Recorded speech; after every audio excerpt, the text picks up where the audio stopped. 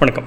அண்ணாமலை அவர்கள் பாஜகலேருந்து ரிசைன் பண்ணதுக்கப்புறமா வீதி லீடர்ஸ் ஃபவுண்டேஷன் ஆரம்பிச்சிருக்கேன், அதில் எல்லாரும் இணையுங்க அப்படின்லாம் அறிவிச்சதுக்கப்புறமா குருமூர்த்தி அவர்கள் வந்து ஒரு இன்டர்வியூ ஒன்று கொடுத்துருக்காங்க இங்கிலீஷ் சேனல்ஸுக்கு. அதில் ஒரு 30 நிமிஷம் இன்டர்வியூ. அதில் பல முக்கியமான தகவல்கள் கொடுத்துருக்காங்க. அதில் என்ன சொன்னாங்க அப்படிங்கிறத தமிழில் சுருக்கமாக பார்க்க போகிறோம். அதான் இந்த வீடியோவில் இருக்க போது.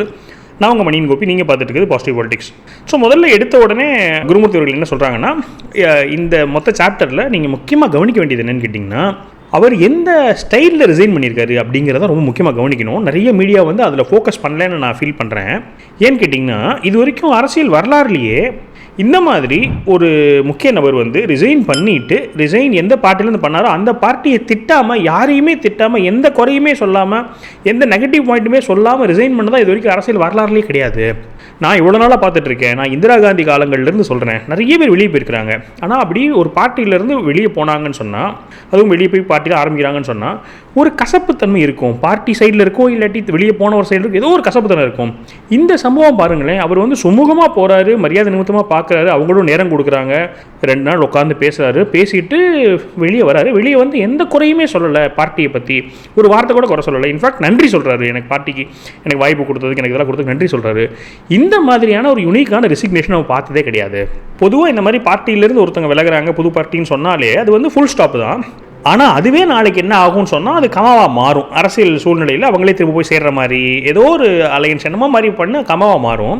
இந்த முறை அண்ணாமலை அவர்கள் பிரிஞ்சிருக்கிறது இப்போவே இது கமாவாக தான் இருக்குது. அதனால் ஃபியூச்சர் எப்படி இருக்குன்னு பார்க்கணும். இது ஒரு முக்கியமான விஷயம். முதல் விஷயம் பகிர்றாரு. ரெண்டாவது விஷயம் என்ன சொல்கிறாருன்னு கேட்டிங்கன்னா, இன்னொரு மோஸ்ட் யூனிக் விஷயம் தமிழ்நாடு அரசியல் பொறுத்தவரைக்கும் பார்த்தீங்கன்னா, தமிழ்நாடு அரசியலில் இது வரைக்கும் எல்லா தலைவர்களுமே முக்கால்வாசி கடந்த பல ஆண்டுகளாக சினிமா துறையோட சம்மந்தப்பட்டவங்களாக தான் இருந்திருக்கிறாங்க. ஒன்று ஆக்டராக இருப்பாங்க, இல்லாட்டி இயக்குனராக இருப்பாங்க, இல்லாட்டி கதை எழுதுகிறவங்களாக இருப்பாங்க. ஏதாவது ஒரு வகையில் சினிமா கூட தொடர்புடையவங்களாக தான் இருப்பாங்க.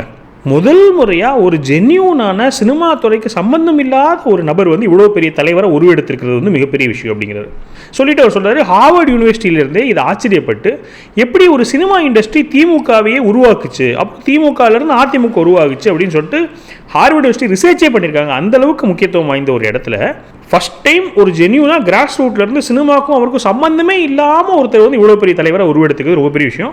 அதனால் அந்த ரீசனுக்காக நான் என்ன பண்ணணும்னு நினைக்கிறேன்னா, அவருக்கு சப்போர்ட் பண்ணணும், அவர் என்கரேஜ் பண்ணணும்னு நினைக்கிறேன் அப்படிங்கிறாரு.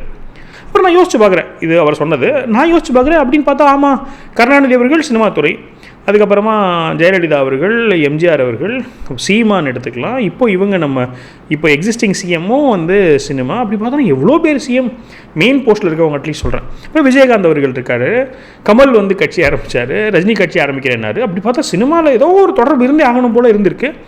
இவர் ஜென்யூனாகவே அவுட் சைடு சினிமாவிலேருந்து இவ்வளோ பெரிய பிரபலத்துவம் பெற்றிருக்கிறாரு, ஒரு பெரிய ஃபாலோயிங் வந்திருக்காரு, பெரிய விஷயந்தான்.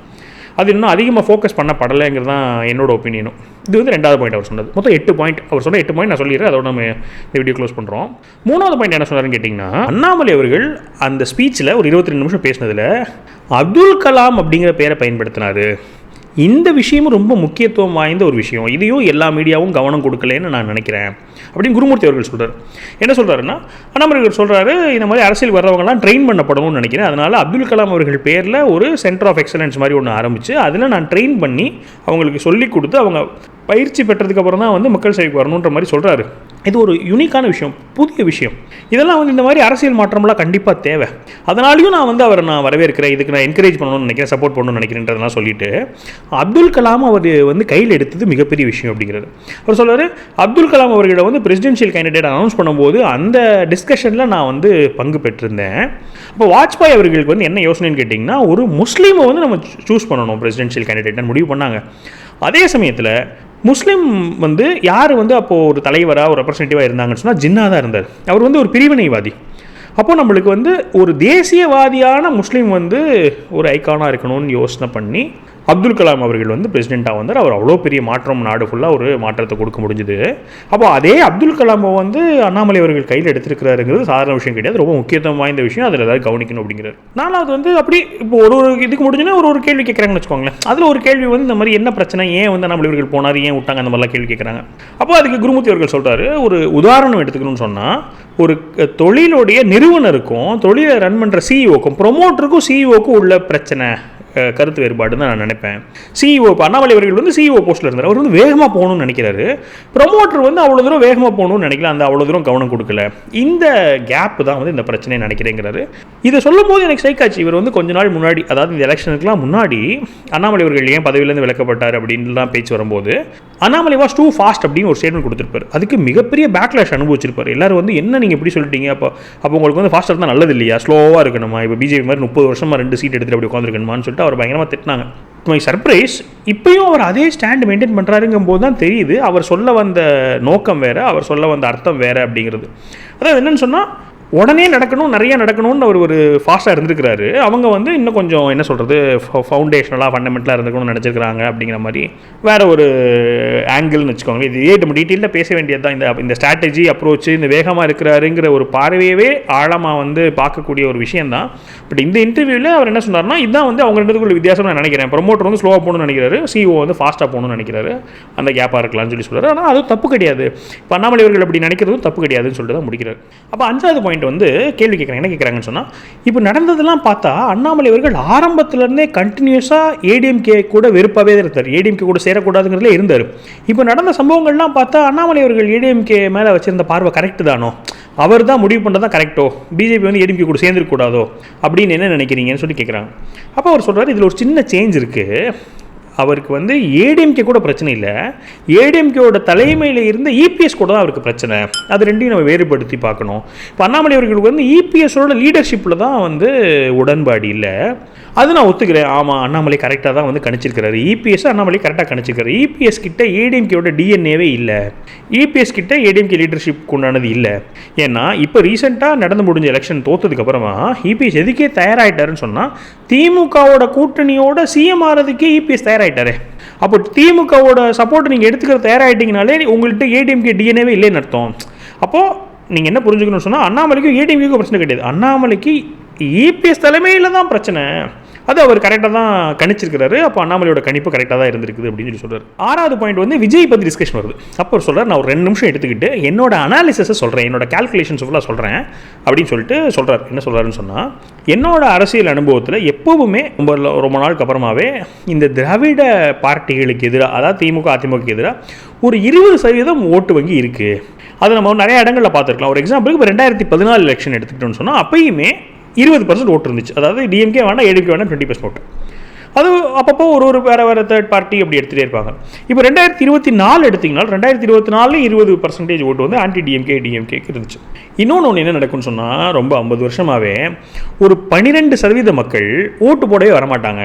அவங்களுக்கு என்னன்னு சொன்னால், என்னத்தை நீங்கள் பண்ணி எனக்கு டிஎம்கே பிடிக்கல, ஏடிஎம்கே பிடிக்கல, அதனால் அது மாறவும் போகிறதில்லை, அதனால் எனக்கு அது நம்பிக்கை இல்லை, அதனால் ஓட்டு போடவே வரதில்லைன்னு உட்காந்தே இருப்பாங்க. நீங்கள் எல்லா ஓட்டு ஸ்ட்ராட்டஜிஸ் எடுத்து பார்த்தீங்கன்னா அப்படி இருக்கும். இந்த முறை என்ன ஆயிருக்குன்னு கேட்டிங்கன்னா, அந்த 12% வெளியே வந்து விஜய்க்கு ஓட்டு போட்டிருக்கிறாங்க. அவங்களும் மாற்றம் வேணும்னு நினைக்கிறவங்க, இதுக்கு முன்னாடி ஓட்டு போடாதவங்க, ஓட்டு போட்டிருந்தாங்கன்னா அப்போயே டிஎம்கே ஏடிஎம்கே இல்லாத இடத்துக்கு 30 வந்திருக்கும். இந்த முறை அவங்களுக்கு வந்து ஒரு கிளியர் தேர்ட் ஃப்ரண்ட் தெரியுது. அவங்க என்ன பண்ணுறாங்கன்னா, விஜய்க்கு வந்து அந்த 12% ஓட்டு போடுறாங்க. ஸோ இப்போ ஏடிஎம்கே கூட பிஜேபி சேர்ந்துருச்சு, டிஎம்கே ஒரு கூட்டணி அமைஞ்சிருச்சு. அப்போது தேர்டு பார்ட்டி வந்து விஜய் இருக்கிறாங்க. அப்போ அந்த ஆன்டி திராவிடியன் ஓட்டு 20%, இவ்வளோ நாள் ஓட்டு போடாமல் இருந்த 12%, இது ரெண்டும் சேர்ந்து தான் விஜய்க்கு அந்த 35% வந்து அதுதான் வந்து விஜய் ஜெயிக்க வச்சிருக்குது அப்படின்னு சொல்லிட்டு கணக்கு சொல்கிறோம். அப்புறம் எஸ்ஐஆர் ப்ராசஸ் மூலமாகவும் நம்மளுக்கு வந்து அன்னெசஸ் இந்த ரிப்பீட்டடு இதெல்லாம் போயிடுச்சு. ஸோ இதுதான் விஜயை ஜெயிக்க வச்சதுக்கான முக்கிய காரணமாக நான் பார்க்குறேன் அப்படிங்கிறது. அந்த இன்டர்வியூர் வந்து பயங்கர ஷாக் ஆகிடுறாரு. வாட் ரெவலேஷன்லாம் சொல்கிறாரு. ஓகே தான் வச்சுக்கோங்களேன். ஸோ இது ஒரு பாயிண்ட்டு. 7வது கேள்வி என்ன வச்சாங்கன்னு கேட்டிங்கன்னா, அண்ணாமலை அவர்களுக்கு வந்து அரசியலில் எப்படி இருக்குது, அதாவது நல்ல சான்ஸ் இருக்குது அண்ணாமலை அவர்களுக்குங்கிற மாதிரி கேட்குறாங்க. அப்போது குருமூர்த்தி அவர்கள் என்ன சொல்கிறாங்கன்னா, டிஎம்கே வீக் ஆயிடுச்சு. வீக் ஆயிடுச்சுன்னு சொன்னால், நான் பார்க்கும்போதெல்லாம் டிஎம்கே அவ்வளோ ஒரு ஆக்ரோஷமாக இருக்கும், அந்த இதெல்லாம் இல்லை, இப்போ ரொம்ப மங்கி போய் தான் இருக்குது டிஎம்கே. அது ஒரு பக்கம். ஏடிஎம்கே பயங்கரமாக வீக் ஆகிடுச்சு. விஜய் நான் என்னென்னு சொன்னேன்னா, ஆக்சிடென்ட்னு தான் சொல்லுவேன். இப்போ நான் உங்களுக்கு சொன்னேன், ஒரு ஸ்டாட்டிஸ்டிக்ஸ் மூலம் எப்படி வந்து என்ன மோட் பர்சன்டேஜ் ஜெயிச்சார்னு சொல்லி சொன்னேன். ஸோ டிஎம்கே வீக்காக இருக்குது, ஏடிஎம்கே வீக்காக இருக்குது, விஜய் இஸ் அன் ஆக்சிடென்ட்டு. அவருக்கு வந்து சீரியஸாகவே இல்லை. அவருடைய மந்திரிலாம் பார்த்திங்கன்னா ரொம்ப சுமாரான ஆளுகள் தான் மந்திரியாக போட்டுக்கிறாங்க. நிறையா ஃப்ராடுகளை மந்திரியாக போட்டுக்கிறாரு. அவங்களுக்கு என்னென்னே தெரியல. க்ளூலெஸ்ஸாக இருக்கிறாங்க. இந்த கவர்மெண்ட்டே க்ளூலெஸ்ஸாக இருக்குது. ஸோ இப்படிப்பட்ட நிலைமையில தான் வந்து தாவேகா இருக்குது. அப்போ இந்த சூழ்நிலையில் அண்ணாமலை அவர்கள் வந்து ரொம்ப ஜென்யூனான பர்சன். நான் நம்புகிறேன், அண்ணாமலை ஜென்யூன்னு நான் நம்புகிறேன். ஸோ அவர் வந்து ஒரு ஜென்யூனான பர்சன், சீரியஸான பொலிட்டீஷியன். அவர் சீரியஸான ஒரு ஆல்டர்னேட்டிவ் ஒரு சொல்யூஷன் வச்சாருன்னு சொன்னால் அவருக்கு நல்ல சான்ஸ் இருக்குன்னு தான் நான் நம்புகிறேன் அப்படிங்கிறது. கடைசியாக சரி தமிழக பாஜகவோட நிலைமை என்னவா இருக்கும்னு நினைக்கிறீங்க அப்படின்னு கேட்குறாங்க. அப்போ அவர் சொல்கிறாரு, இந்த மாதிரி தமிழக பாஜகவோடைய ஐடியாலஜி வளர்கிறதுக்கு ஸ்கோப் நிறையா இருக்குன்னு நம்புகிறேன். ஸோ தமிழக பாஜகவோட ஐடியாலஜி வளரதான் போகுது, இன்னும் ஸ்பேஸ் அதிகமாக இதை எடுத்துக்க போகுது. அதுக்கும் என்ன காரணம்னு கேட்டிங்கன்னா, டிஎம்கே வீக் ஆகிடுச்சு, அவங்க ஐடியாலஜிக்கலி வீக் ஆகிடுச்சு, ஏடிஎம்கே வீக் ஆகிடுச்சு, விஜய் ஒரு ஆக்சிடென்ட்டு, விஜய்க்கு தான் நான் ஓட்டு போடுவேன், செத்தாலும் விஜய்க்கு ஓட்டு போடுவேன், அந்த மாதிரிலாம் யாரும் க்ரௌடு கிடையாது. இப்போ ஐடியாலஜிக்கல் க்ரௌடே பெருசாக கிடையாது. இப்படி தான் வந்து ஆப்போசிஷன்லாம் இருக்குது. இன்னொன்று என்னென்னா, இந்த எல்லா ஆப்போசிஷனுமே ஆன்டி ஹிந்து ஆன்டி இந்தியாவோட நரேட்டிவ் தான் எடுத்துருக்கிறாங்க. இப்போ அண்ணாமலை அவர்கள் என்ன மாதிரியான நரேட்டிவ் எடுப்பாருன்னு நான் நினைக்கிறேன்னு சொன்னால், அவர் பிஜேபி மாதிரி ப்ரோ ஹிந்து நரேட்டிவ் எடுக்க மாட்டார், இவங்கள மாதிரி ஆன்டி ஹிந்து நரேட்டிவ் எடுக்க மாட்டார், அவங்கள மாதிரி ரொம்ப ஓவர் கோர் நேஷனலிஸ்ட் ஐடியாலஜி எடுக்க மாட்டார், இவங்கள மாதிரி ஆன்டி நேஷனலிஸ்ட் ஐடியாவை எடுக்க மாட்டார். அவர் நியூட்ரல் ஸ்டாண்ட் எடுப்பாருன்றதான் என்னுடைய பார்வையாக இருக்குது. அப்படி இருக்கும்போது பிஜேபியோடைய ஐடியாலஜிக்கு வந்து க்ரோ ஆகும், ஸ்பேஸ் வந்து நிறையா ஸ்பேஸ் இருக்குது. ஆனால் அவங்க அதை எப்படி பயன்படுத்த போகிறாங்க, உபயோகப்படுத்த போகிறாங்கன்னு நமக்கு தெரியணும். ஆனால் இந்த ஐடியாலஜி தமிழ்நாட்டில் வளர்றதுக்கு தான் ஸ்கோப்பு ஜாஸ்தி. ஏன்னா எல்லோரும் ஒரு பக்கம் ஃபுல்லாக அப்படி இருக்காங்க, இவர் நியூட்ரிஷன் எடுப்பார், அப்போ பிஜேபி ஐடியாலஜி வளரும். ஆனால் நான் பிஜேபி வந்து நான் என்ன பண்ண மாட்டேன்னா புறந்தள்ளிட மாட்டேன், ஒன்றும் இனிமேல் அதை வேலைக்கு ஆகுதுன்னா நான் புறந்தள்ள மாட்டேன். ஸ்கோப் இருக்குது, அண்ணாமலை அவர்களுக்கு இந்த மாதிரியான ஒரு சான்ஸ் இருக்குது அப்படின்னு சொல்லிட்டு அவருடைய இன்டர்வியூ முடிச்சிடலாம்னு வச்சுக்கோங்களேன். ஸோ இதான் வந்து இந்த ஒரு ½ அன் ஹவர் இன்டர்வியூ. அதை நான் வந்து என்ன பண்ணியிருந்தேன்னு சொன்னால், அதை நான் அதில் உள்ள கிரக்ஸ் மட்டும் எடுத்துகிட்டு வச்சுக்கோங்களேன். நிறைய கேள்விகள் அப்புறம் ஒரு சில விஷயங்கள்லாம் இருந்துச்சு, அதெல்லாம் விட்டுட்டு சாராம்சத்தை மட்டும் எடுத்து தமிழ் நான் உங்களுக்கு விளக்கணும்னு நினச்சேன். இது உங்களுக்கு உபயோகமாக இருந்திருக்கும்னு நினைக்கிறேன். ஸோ நான் என்ன யோசிச்சேன்னு சொன்னால், இந்த மாதிரி நான் வந்து நிறையா க்ராஸ் பண்ணுறேன், அதாவது நிறையா வீடியோஸ் நிறையா நான் கன்சியூம் பண்ணுறேன் இல்லையா, அதை வந்து நான் சுருக்கி உங்களுக்கு தரணும்னு நினைக்கிறேன். அதுக்காக நம்ம என்ன பண்ணியிருக்கோம்னு சொன்னால், புதுசாக ஒரு சேனல் ஆரம்பிச்சிட்டேன், பாசிட்டிவ் பாட்காஸ்ட் அப்படின்னு சொல்லிட்டு. ஏன்னா பாட்காஸ்ட் நிறைய இருக்குது, அப்படியே முத்தாக இருக்குது, கருத்துக்கள் ஞானம் அவ்வளோ நல்லா இருக்குது, சூப்பராக இருக்குது நிறைய பாட்காஸ்ட்டு. அந்த பாட்காஸ்ட்லாம் 1 மணி நேரம் இருக்கும், 2 மணி நேரம் அந்த மாதிரி இருக்கும். நான் வந்து அதை 2x பண்ணி பார்ப்பேன், இல்லாட்டி வந்து ஏஐ சம்மரி பண்ணி படிப்பேன். அந்த மாதிரி நிறைய விஷயம் மூலமாக நான் அதை வந்து கன்சியூம் பண்ணிக்கிறேன். அப்போ நான் என்ன நினச்சேன்னு சொன்னால், அதை வந்து ஷேர் பண்ணணும்னு நினச்சிருக்கேன். அப்போ அந்த பாசிட்டிவ் பாட்காஸ்ட் சேனலில் என்ன பண்ண போகிறோம், எதனால் அந்த சேனல் எதுக்கு சார் நிறைய சேனலாக போயிட்டே இருக்குன்னு நினச்சிங்கன்னா, யூடியூப் வந்து இந்த அல்காரிதமுக்காக அந்த தனித்தனி சேனலாக பிளேலிஸ்ட்டாக போடாமல் தனி சேனலாகவே போட்டுறேன்னு வச்சுக்கோங்களேன். அது டெக்னிக்கல் ரீசன். சரி, ஏன் இந்த பாசிட்டிவ் பாட்காஸ்ட் சேனல் அப்படின்னு கேட்டிங்கன்னா, நான் ஒரு 3 காரணம் யோசிச்சேன், அதனால் உங்களுக்கு பயன்பெறும் அப்படின்னு நம்புகிறேன். முதல் விஷயம் என்னென்னு கேட்டிங்கன்னா, நிறைய பாட்காஸ்ட் நல்ல பாட்காஸ்ட் மிஸ் பண்ணிடுறோம்.